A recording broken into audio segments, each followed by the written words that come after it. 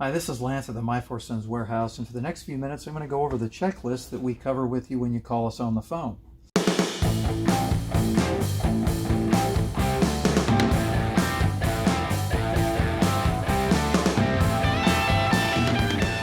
If you still need help after watching this video, feel free to call us at 707-478-2162. So the first things we have to do before you start to diagnose the backpack sprayer is number one, make sure it's empty if you can. It doesn't have to be totally dry. Number two, make sure that the hose is not connected to the output. That way you won't get a false negative when you're testing to see if the pump works. Also make sure that everything's turned off. So all the switches are turned off, you have no voltmeter light, and obviously if it's not working, you may not get that anyway. And then for the first round of tests, we want to make sure the battery's in the battery compartment. Okay, probably the most powerful test we have is, we call it the battery combined with the pump direct wire test. And so this pertains to quick fix number 2 video. If you get voltmeter lights but you don't get any activity from the pump. And this is a valid test as long as you've verified that you don't have you haven't forgotten that the valve will turn on the unit because it has back pressure, or as long as you've confirmed that there's no blockage. So this is a very simple test, and this is of course after you've gotten inside. You just find the blue ground wire from the pump and you find the red positive wire from the pump. You take them out of their bundles, and then you just touch them directly to the terminals. And this is showing a success. Now, if the pump doesn't turn on, then that's an indication that your pump is bad and you should replace it.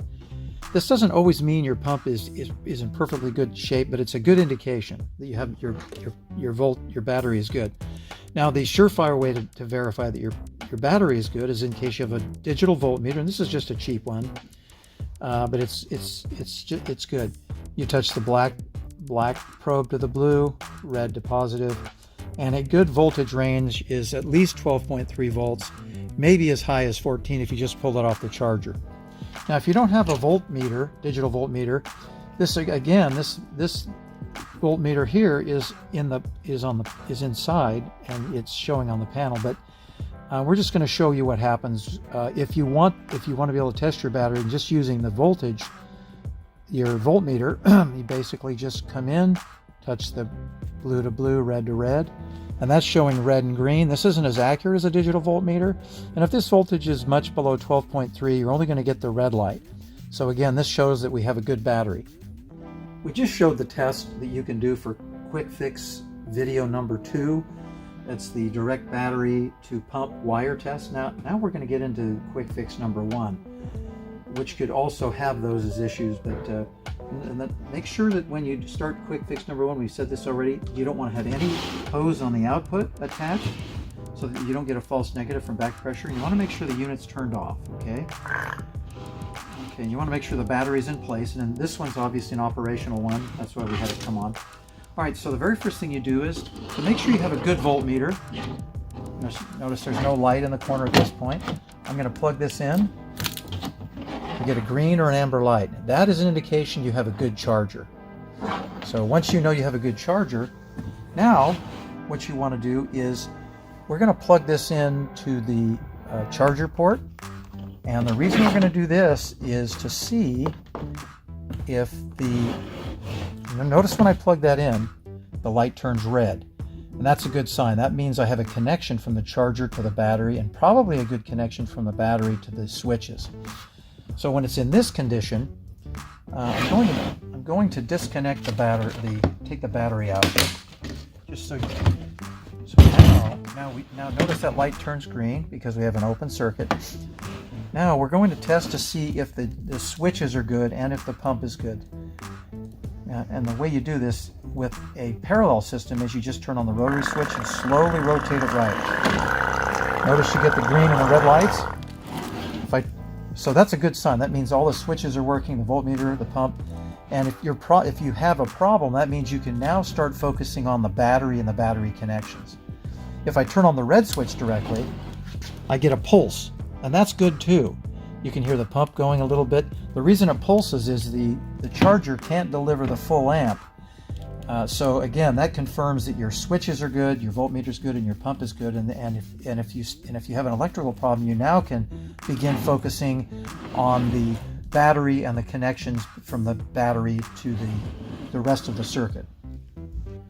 Okay, we just mentioned that if you turn this on and you get the pulse, or using the red switch, or if you rotate the silver, you get the full effect, and you hear the noise and you get the lights. That means everything's good and you should focus on your battery and the connections. However, if you don't get that response, if the voltmeter light doesn't come on or the pump doesn't come on, now you can begin to focus on the switches. And we'll show you later on, because this is a parallel configuration, you can actually figure out which switch works by just turning it on. One switch would work, one won't. If you have an earlier version where they're in series, it requires both switches to turn on, and you can't differentiate that. So we can show you how to rewire it to differentiate that. Okay, we explained that if you plug this in and the light is red, that means it's got a good connection to the battery and your battery's probably good and it's charging the battery.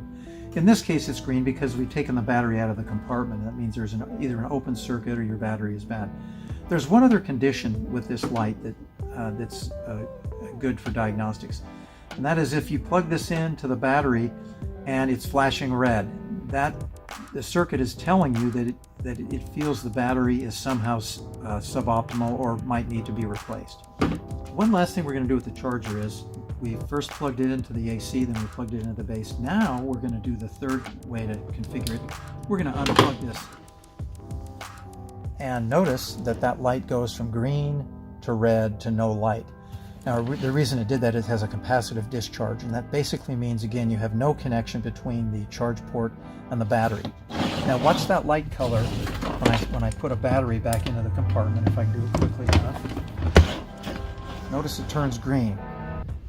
So that's another way to verify that you have continuity between the charge panel and the battery.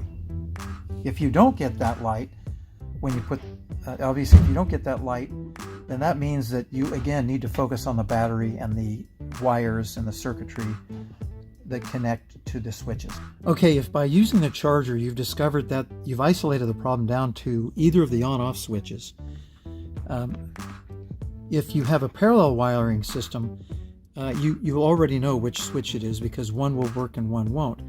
But to wire it so that you can decide which one is the faulty switch, the wiring is pretty straightforward. You just put all the red wires together. Yeah, there's 5 in that bundle, right?